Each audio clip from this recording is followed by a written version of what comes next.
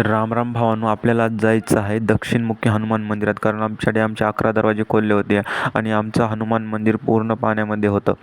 तुम्ही बघू शकता तिकडं खूप निसर्गरम्य असं वातावरण आहे. जाताना खूप छान झाडी आहेत, छान रोड आहे आणि बघू शकता ती पब्लिक जी आहे ती सगळे पाणी बघायला आलेलीच आहे मंदिरात आलेलो.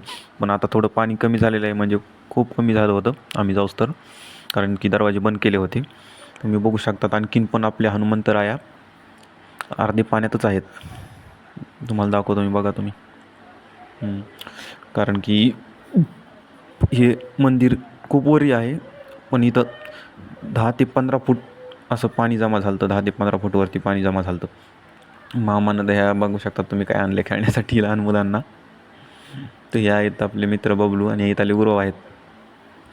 हे आहे आपलं गणपती मंदिर आणि हे आहे शनी मंदिर. दर्शन घ्या. इथपर्यंत पाणी आलं होतं भावांनो, आणि ही नदी